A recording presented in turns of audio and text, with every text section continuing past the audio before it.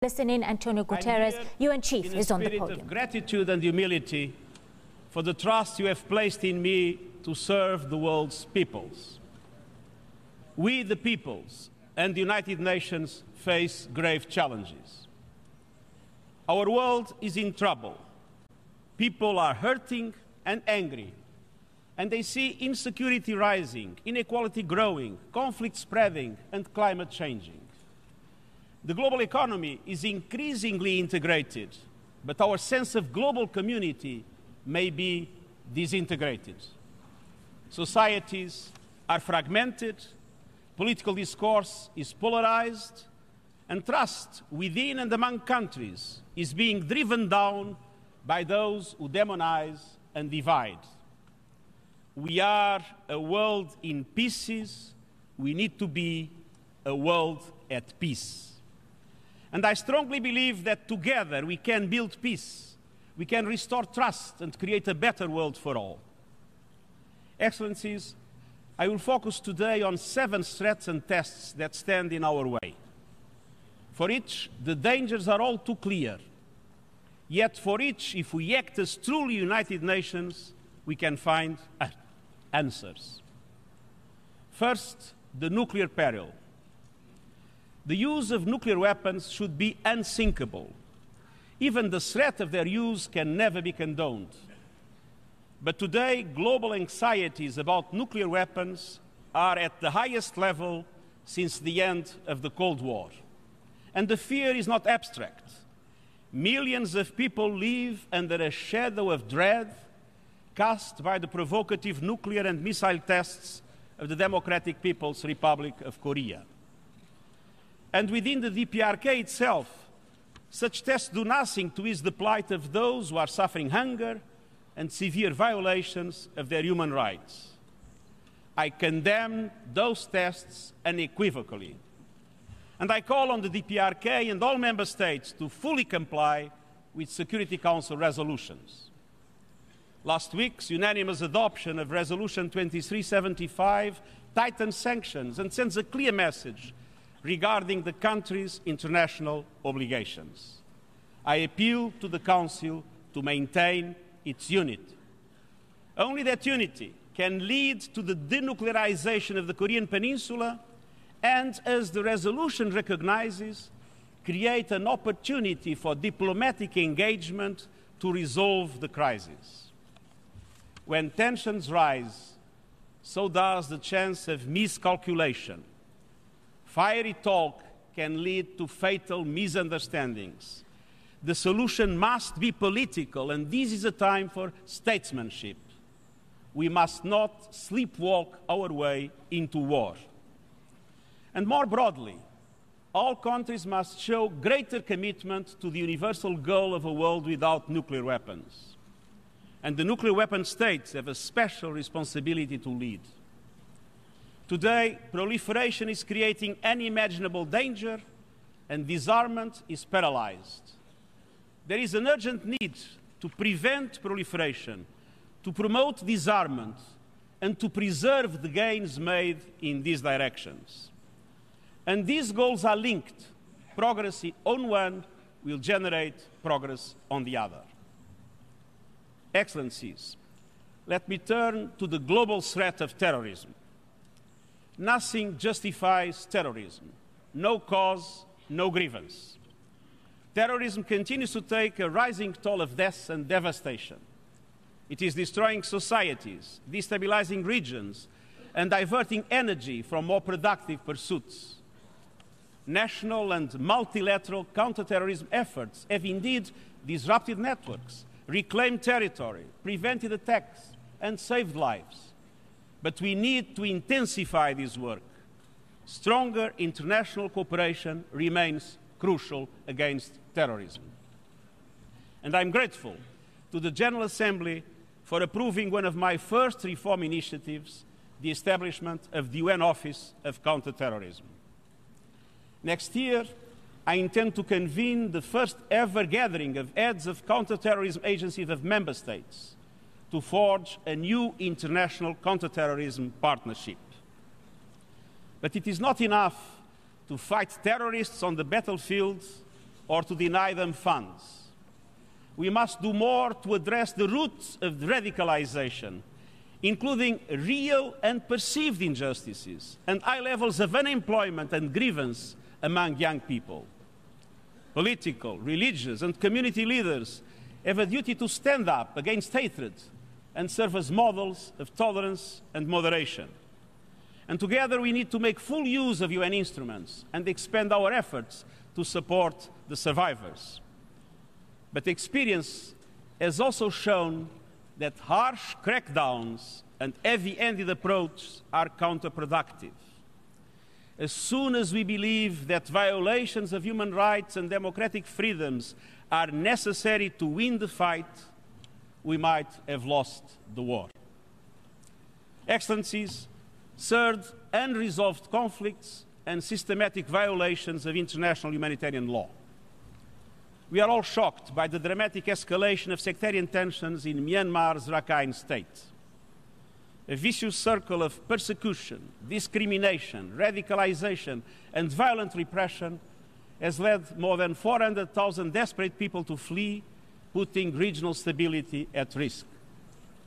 I take note of State Councillor Aung San Suu Kyi's address today and their intention to implement the recommendations of the Advisory Committee on Rakhine State that was chaired by Kofi Annan within the shortest time possible. But let me emphasize again, the authorities in Myanmar must end the military operations, allow unhindered humanitarian access, and recognize the right of refugees to return in safety and dignity. And they must also address the grievances of the Rohingya, whose status has been left unresolved for far too long. Excellencies, no one is winning today's wars. From Syria to Yemen, from South Sudan to the Sahel, Afghanistan and elsewhere, only political solutions can bring peace. And we should have no illusions.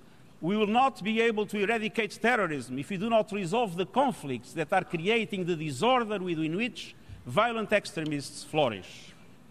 Last week, I announced the creation of a high-level advisory board on mediation. And those eminent individuals will allow us to be more effective in brokering peace around the world. And the United Nations is forging closer partnerships with key regional organizations, such as the African Union, the European Union, the League of Arab States, and the Organization of Islamic Cooperation. We continue to strengthen and modernize peacekeeping, protecting civilians and saving lives around the world. And since taking office, I have sought to bring together the parties to conflict as well as those that have influence on them. As a meaningful example, I'm particularly hopeful about tomorrow's meeting on Libya. Last month, I visited Israel and Palestine. We must not let today's stagnation in the peace process lead to tomorrow's escalation. We must restore the hopes of the peoples, and the two-state solution remains the only way forward, and it must be pursued urgently. Excellencies, but I must be frank. In too many cases, the warring parties believe war is the answer. They may speak of a willingness to compromise, but their actions too often betray a thirst for outright military victory at any cost. Violations of international humanitarian law are rampant, and impunity prevails. And civilians are paying the highest price, with women and girls facing systematic violence and oppression. I've seen in my country and in my years at the United Nations that it is possible to move from war to peace and from dictatorship to democracy. Let us push ahead with a surge in diplomacy today and a leap in conflict prevention for tomorrow. Excellencies, forced climate change puts our hopes in jeopardy. Last year was the hottest ever, and the past decade has been the hottest on record. Average global temperature keeps climbing, glaciers are receding, and permafrost is declining. Millions of people and trillions of assets are at risk from rising seas and other climate disruptions. And the number of natural disasters has quadrupled since 1970. The United States, followed by China, India, the Philippines, and Indonesia, have experienced the most disasters since 1995, more than 1,600 or once every 5 days. And I stand in solidarity with the people of the Caribbean and the United States. We have just suffered through Hurricane Irma, the longest-lasting Category 5 storm ever recorded. And Maria is already on its way. We should not link any single weather event with climate change. But scientists are clear that such extreme weather is precisely what their models predict will be the new normal of a warming world. We have had to update our language to describe what is happening. We now talk of mega hurricanes, superstorms, and rain bombs. And it's time to get off the path of suicidal emissions. We know enough today to act. The science is unassailable, and I urge governments to implement the historic Paris Agreement with ever greater ambition. And I commend those cities that are setting bold targets, and I welcome the initiatives of thousands of private enterprises, including major oil and gas companies that are betting on a clean, green future. Energy markets tell us that green business is good business. And the falling cost of renewables is one of the most encouraging stories on the planet today. So is the growing evidence that economies can grow as emissions go down. New markets, more jobs, opportunities to generate trillions in economic output. The facts are clear, solutions are staring us in the face, leadership needs to catch up. Cinquièmement, les inégalités croissantes minent les fondements de la société et le contrat social. L'intégration des économies mondiales, l'expansion du commerce et les avancées technologiques spectaculaires ont apporté des bienfaits remarquables. Plus de personnes se sont extirpées de la pauvreté extrême que jamais auparavant. La classe moyenne mondiale est aussi plus importante que jamais et davantage de personnes vivent plus longtemps et en meilleure santé. Mais les progrès ne sont pas équitables. Nous voyons des disparités criantes dans les revenus, l'égalité des chances et l'accès aux résultats de la recherche et de l'innovation. 8 hommes représentent autant de richesses mondiales que la moitié de l'ensemble de l'humanité. Des régions, des pays et des communautés entières restent loin des vagues de progrès et de croissance livrées à eux-mêmes dans les Rust Belts de notre monde. Et cette exclusion a un prix. Frustration, aliénation, instabilité. Mais nous avons un plan visant à changer le cap pour parvenir à une mondialisation équitable. And bring about fair globalization, and that plan is the 2030 agenda. Ladies and gentlemen, half of our world is female.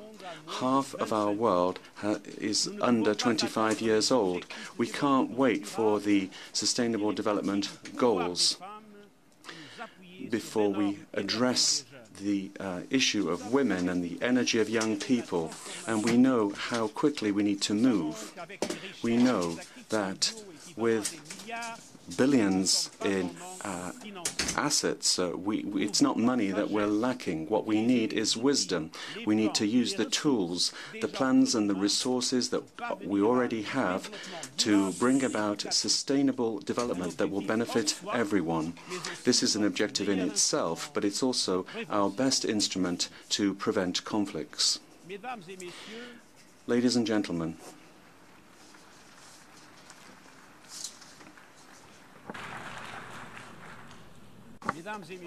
ladies and gentlemen, Innovation is something that we must address. Technology will continue to be at the heart of shared technology, but innovation, as essential as it is for humanity, can have unforeseeable consequences. Threats linked to cybersecurity are on the increase. Internet war is increasingly out in the open. It's increasingly able to disturb relations between states and to destroy hundreds of structures of modern life. Progress in cyberspace certainly should give people more freedom, but the dark web is showing that some people use this potential to harm others and serve themselves. Artificial intelligence is something that can stimulate development and improve living conditions in a spectacular fashion, but it can also have a dramatic effect on work life and on global society and on the very social fabric of society. Genetic engineering is now becoming a reality, but it has given rise to unresolved new ethical dilemmas. Unless it's dealt with in a responsible way, this progress could cause incalculable damage. Ladies and gentlemen, governments and international organizations are quite simply not prepared for this new situation. The traditional forms of regulating affairs are no longer valid. Clearly, these kinds of trends and capacities require a new strategic thinking, a new ethical way of thinking and regulating these affairs. The United Nations is prepared to be a forum where member states, civil society, companies and the academic world can meet together to discuss the way forward that will benefit everyone. Excellencies. Finally, I want to talk about human mobility, which I do not perceive as a threat, even if some do. I see it as a challenge that, if properly managed, can help bring the world together. Let us be clear. We do not only face a refugee crisis, we also face a crisis of solidarity. Every country has the right to control its own borders, but that must be done in a way that protects the rights of people on the move. Instead of closed doors and open hostility, we need to re-establish the integrity of the refugee protection regime and the simple decency of human compassion. With a truly global sharing of responsibility, the number of refugees we face can be managed. But too many states have not risen to the moment. And I commend those countries that have shown admirable hospitality to millions of forcibly displaced people. We need to do more to support them.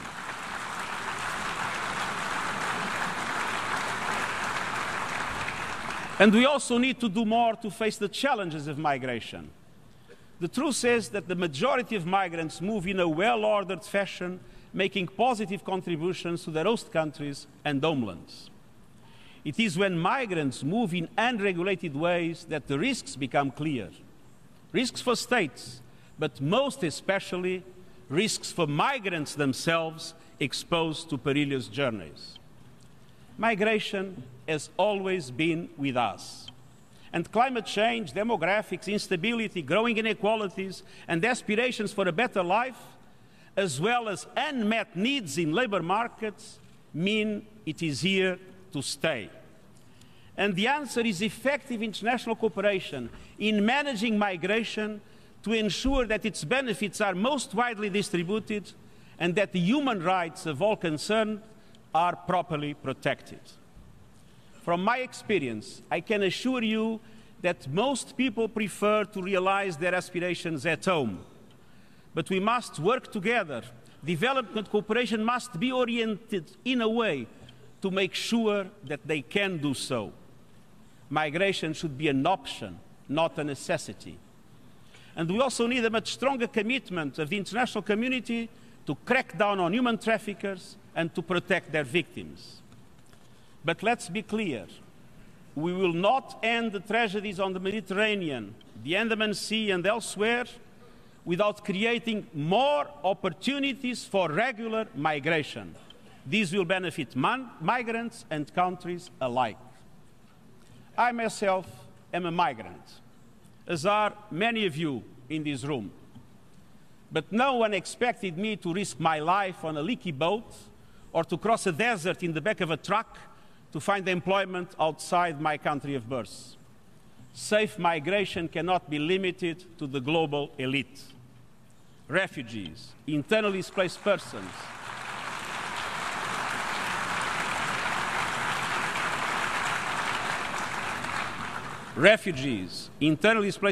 and migrants are not the problem. The problem lies in conflict, persecution, and hopeless poverty.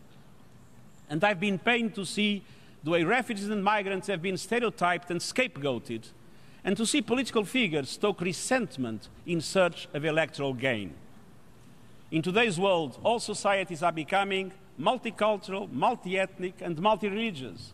And this diversity must be seen as a richness, not as a threat. But to make diversity a success, we need to invest in social cohesion, so that all people feel that their identities are respected and that they have a stake in the community as a whole. Excellencies, we need to reform our world, and I'm committing to reforming the United Nations. Together, we have embarked on a comprehensive reform effort to build a UN development system to support states in bettering people's lives, to reinforce our ability to safeguard people's peace, security, and human rights, and to embrace management practices that advance those goals instead of hindering them. We have launched a new victim-centered approach to preventing sexual exploitation and abuse, and we have a roadmap to achieve gender parity at the United Nations, and we are already on our way. Excellencies, we are here to serve, to relieve the suffering of we the peoples, and to help fulfill their dreams. We come from different corners of the world. Our cultures, religions, and traditions vary widely, and I would say wonderfully. At times, there are competing interests among us. At others, there is even open conflict. And that is exactly why we need the United Nations. And that is exactly why multilateralism is today more important than ever. We call ourselves the international community.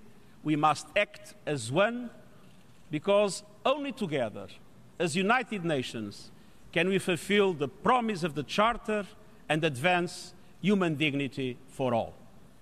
Thank you, shukran, xie, merci, spasiba, gracias, bem-aja.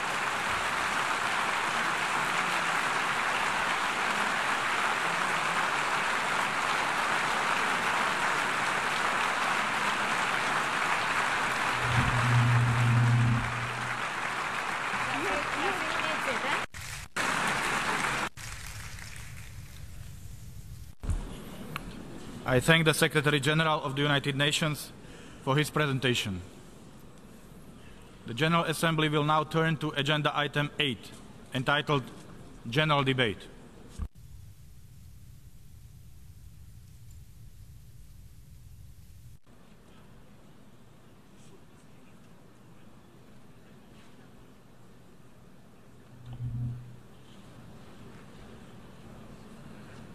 You're watching SABC News. We're live to you now. This was a live crossing to the United Nations headquarters in New York, where the 72nd General Debate, you see, is already underway this afternoon. Now, in the last few minutes, we've heard UN Chief Antonio Guterres go through some crucial issues of nuclear weapons, terrorism, climate change and the migration crisis. Guterres, in this keynote opening address, made a very earnest appeal for unity, global unity, against the use of nuclear weapons and nuclear armament and testing. He went on to highlight the need for stronger international cooperation against terrorism on the globe. Guterres saying there must be more done to address the roots of radicalism, especially among the youth. He also made mention of his high-level mediation panel he established to broker peace on the globe, forming key ties with the African Union. Now, civilians, he says, continue to pay the highest price in conflict zones, especially in Africa, with women and girls bearing the brunt. climate change, as expected, featured highly. Guterres saying the past decade has been the hottest on record. He threw sharp focus on Hurricane Irma and Maria and other erratic weather conditions and phenomena we're seeing across the globe.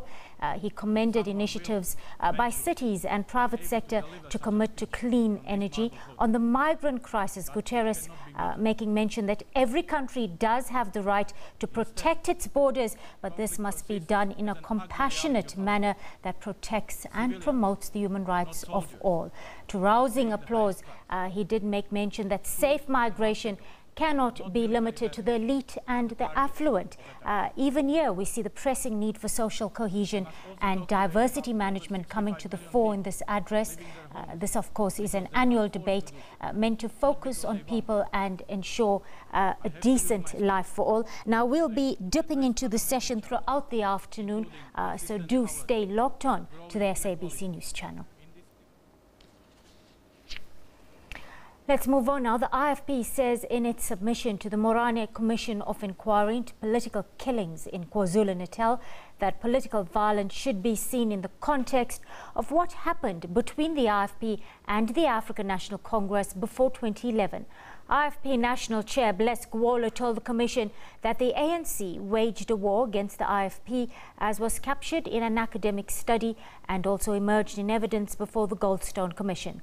Gwala alleges that the National Freedom Party, a breakaway section of the IFP, was created and funded as a strategy by the ANC to destroy the IFP. The political violence that still continues today and that the Commission is tasked with investigating involves the very same protagonists. The inclusion of the NFP does not signify a new and a different conflict that can be studied independently or independent of anything that happened prior to the genesis of the NFP. Indeed, the conflict between the NFP and IFP is simply a continuation of the conflict between the ANC and the IFP. For the birth of the NFP was funded and strategized by the ANC. This is not a conjecture, but objective fact based on the evidence tabled before Parliament by the IFP's president, to which not a single leader of the ANC, including the president, offered any contradiction. The fact of the ANC-NFP alliance immediately after the 2011 elections forces even a cynic to accept the link between these two parties. The Premier himself was vehemently and publicly spoken of the need to protect the ANC-NFP coalition. Well, time to take a short break. We'll bring you headlines after this.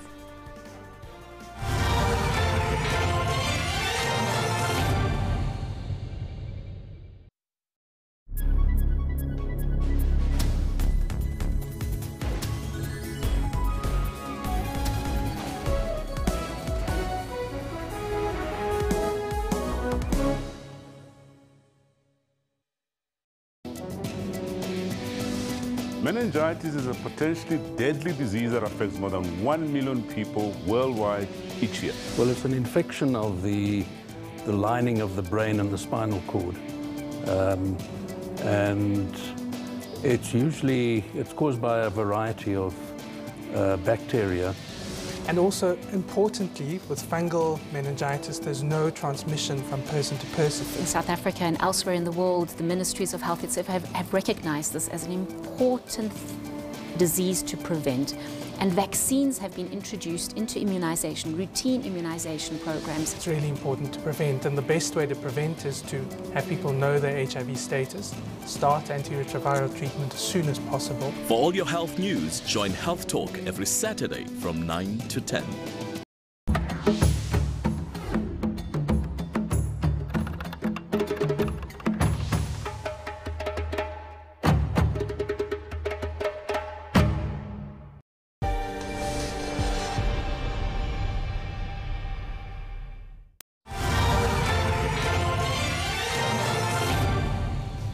You're watching News Today this Tuesday afternoon. Let's take a look at your headlines at 5:30. A lack of communication with the miners who are on an underground strike leaves their families distraught. More than 150 mine workers remain below ground at 3 of their mines across northern Cape, demanding a 17% salary hike. The World Bank has cut its 2017 growth forecast for South Africa after the economy fell into recession earlier this year. It says in a report that 2017 growth would probably be 0.6% down from an earlier estimate of 1.1%. Growth is seen ticking up to 1.1% next year and reaching 1.7% in 2019.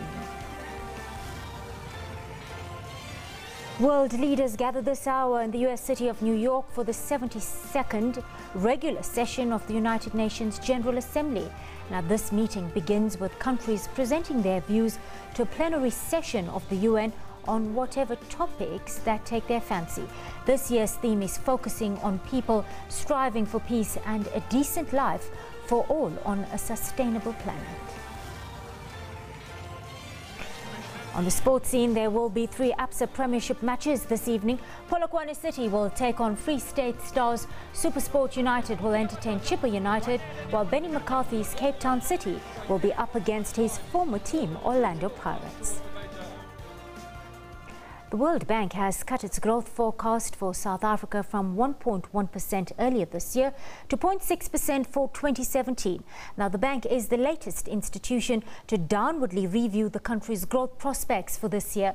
The Reserve Bank penciled in a dismal 0.5 percentage point growth rate for the country, while Treasury will downwardly review its 1.3% forecast at the midterm budget next month. Releasing its South Africa economic update today, the World Bank warned that although the country emerged out of a recession in the second quarter, slow growth will prolong the trend of increasing poverty. World Bank Country Director Paul Nwaba flagged the South Africa's weak productivity growth, saying it is out of sync with international peers. United Nations Chief Antonio Guterres has called on governments and businesses to forge an even closer alliance to ensure the implementation of the Paris Climate Change Agreement. Several high-level events were held ahead of the UN General Assembly today to drive global commitment to implement the almost 2-year-old accord. The intention by the United States to withdraw from this landmark pact also came in for sharp criticism by U.S. voices who have vowed to continue leading efforts to ensure the U.S. meets its Paris commitments with or without the help of the federal government.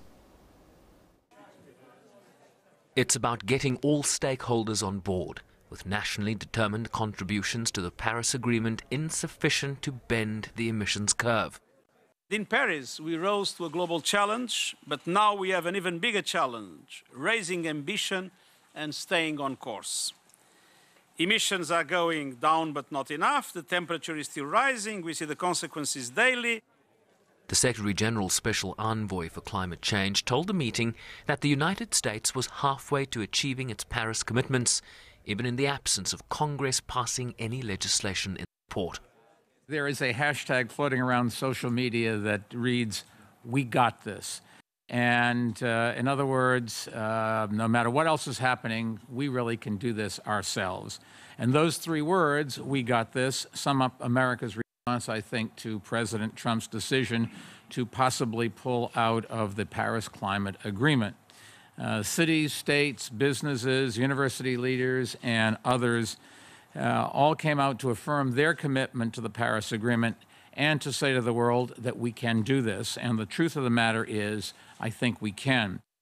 The governor of the state of California, who oversees the 6th largest economy in the world, was less diplomatic about U.S. President Donald Trump's climate change skepticism. The America's pledge is a pledge by America. America is not run by Donald Trump. Even California is not run by Jerry Brown. We are a country of diverse power centers, and mobilizing those power centers that are not controlled by the president is still a very worthwhile goal and very powerful. Mayors, governors, presidents and CEOs of companies. They have real power. We're not a top-down, one center of power dictating to everybody else. It'd be great if the president would join the movement. He's not there yet. Bloomberg and Brown are leading a movement of states, cities, businesses and universities called America's Pledge, compiles and quantifies climate action in the U.S. consistent with the Paris Agreement. Sherman Bryce-Pease, SABC News, New York. Egyptian President Abdel Fattah al-Sisi met Israeli Prime Minister Benjamin Netanyahu in New York City ahead of the United Nations General Assembly's meeting to discuss the Middle East peace process in their first public talks. Sisi emphasized the importance of resuming negotiations between the Israeli and Palestinian sides to reach a comprehensive solution. A statement released on the media said the two leaders discussed ways to resume the peace process and establish a peaceful Palestinian state. Peace efforts between Israel and the Palestinians have been at a standstill since US-backed talks collapsed in the spring of 2014. US President Donald Trump has said he believes he can mediate a final peace agreement that has eluded his predecessors. Trump said he believed there still was a chance to make peace between Israel and the Palestinians. He has faced deep skepticism at home and abroad over the chances for him to achieve a quick breakthrough. He has described peace between Israelis and Palestinians as the ultimate deal. Trump also had a meeting with Netanyahu in New York on Monday ahead of the UN General Assembly and again expressed his hopes for a peaceful settlement. Netanyahu was the first leader to have a one-on-one with Trump as the U.S. president prepares to deliver his maiden speech to the annual get-together on Tuesday. Sisi is reported to have been involved in secret talks with the Israel premier in the past. Research by Global Animal Trade Monitoring Unit Traffic has disclosed that rhino horn smugglers are now supplying the jewelry trade. This marks a shift from sales to traditional medicine makers. The report, titled Pendants, Power and Pathways, revealed that smugglers are disguising rhino horn products as toys, artifacts to avoid security detection. Traffic says Chinese gangs are now processing horns into beads, bracelets and bangles to supply Asia's booming luxury goods market, while also helping traffickers evade detection at airports. They also wrap them in aluminium foil and smear them with toothpaste and shampoo to hide the telltale smell of decay. South Africa, which is home to about 80% of the world's rhino population, has been hit hardest by poachers. More than 7,100 animals have been killed over the past decade. Last month, South Africa hosted its first online auction of rhino horn following the lifting of the ban on domestic trade. The auction attracted fewer bidders than anticipated. Rhino horn is mostly keratin, the same material as human nails, and is believed to cure cancer and other conditions, as well as being marketed as an aphrodisiac in Vietnam and China. Rhino horns are highly coveted in Asia, where they have fetched up to $60,000 per kilogram. Well, Hurricane Maria has slammed into the eastern Caribbean island of Dominica, causing widespread damage. Maria is moving roughly along the same track as Irma, the storm that devastated the region earlier this month.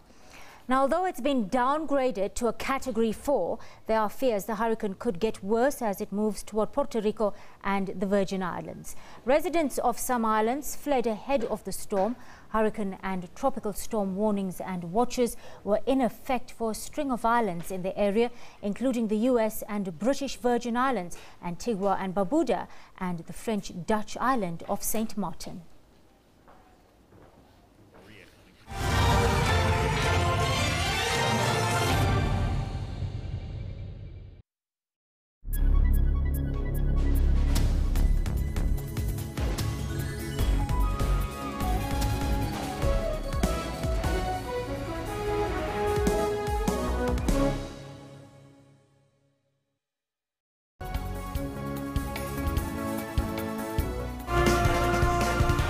Hello and a warm welcome to PM News, and we're broadcasting live from Johannesburg. 4 decades later, the family is still seeking closure. We need the truth, and the truth must be told. Children often go undiagnosed because they are hidden away. About 1 million people in South Africa live with autism. Creative recycling at play. Music has been around forever. I just had to find a new, fresh way to put and a new spin to put on it. So I decided why not recycled cans. Stay tuned to PM News for all your news updates every Saturday and Sunday from 1500 hours.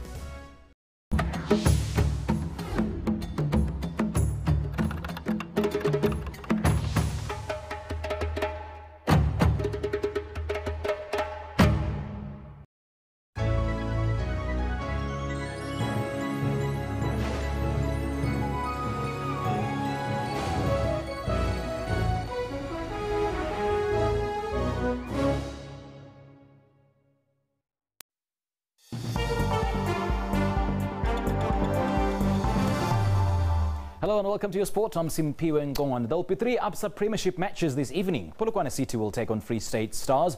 SuperSport United will entertain Chippa United, while Benny McCarthy's Cape Town City will be up against his former team, Orlando Pirates. Let's take a look. The peak of this evening's matches is surely the Orlando Pirates Cape Town City clash at the FNB Stadium. Under the guidance of Benny McCarthy, City have had a relatively good start, winning 2 of their first 3 matches. Football is football, and sometimes you win some, sometimes you lose some. We can't be sulking, so we got another tough game coming up against Pirates. So now it's give the boys a rest and then prepare for Pirates. Pirates, who enjoyed a bad run last season by the high standards they set themselves, have won 2 and drew the other 2 so far this season. It should be a mouth-watering encounter. Cape Town City is not by accident in the finals of the MTN 8. In a way, tough derby match. We expect good football, and we want, with all what we are doing, with the effort of our players, with spirit that we are having, with support of our supporters. Chippa United, who recently parted ways with their coach Dan Malisela, will face SuperSport United in Pretoria. The Chili Boys have won only 1 of their 4 league matches this season. They should expect a tough encounter against Amatatanta, who advanced to the final of the MTN 8 at the expense of Maritzburg United. Free State Stars have played 4 matches without a win, only managing a single draw. Stars will be at the old Peter Mokaba Stadium this evening, where they will entertain Polokwane City. City have collected 4 points in 4 matches. I think we can achieve good cuts through our public policies and our foreign action. At the chair of the Portuguese-speaking community of countries, for example, we have chosen the 2030 development agenda as the main driver of our efforts in that forum. On all fronts, Brazil has sought to give its contribution to achieving the Sustainable Development Goals. A contribution that inevitably includes tackling climate change. We shall remain committed to advocating the Paris Agreement. Last year, right here in New York, on behalf of Brazil, I deposited Brazil's ratification instrument in support of the Paris Agreement. This is a matter that cannot possibly be postponed. We must act now. My country, and I am pleased to say this, is at the very forefront of the movement towards a low-carbon economy. Clean and renewable energy in Brazil accounts for more than 40% of our energy mix. And that is 3 times more than the world's average. We are leaders in hydropower and bioenergy. Ladies and gentlemen, Brazil is proud to have the largest tropical forest coverage on the planet. Deforestation is a matter of concern to us, particularly in the Amazonian region.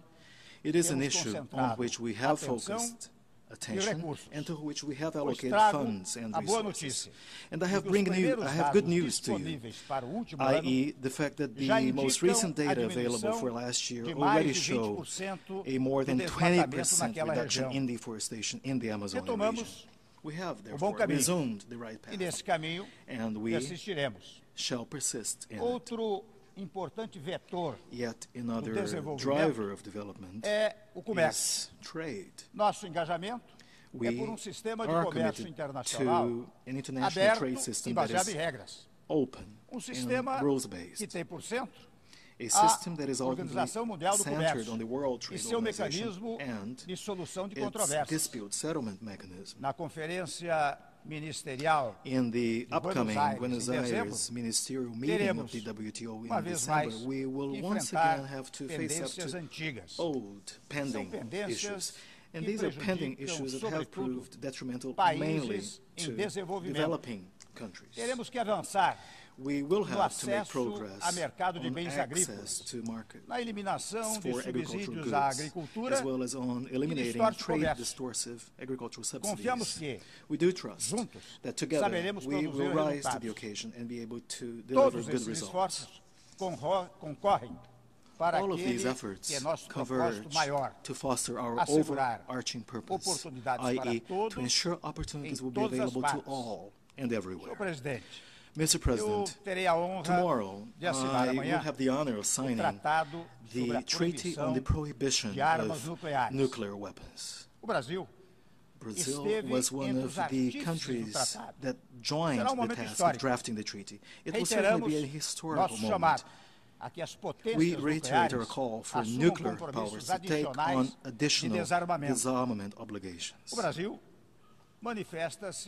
In this regard, Brazil expresses herself authoritatively as a country that, while mastering nuclear technology, has voluntarily given up owning nuclear weapons.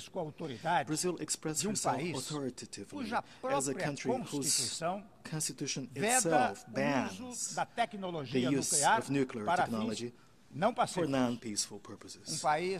A country that was at the very origin of the Tlatelolco Treaty, which half a century ago established denuclearization of Latin America and the Caribbean.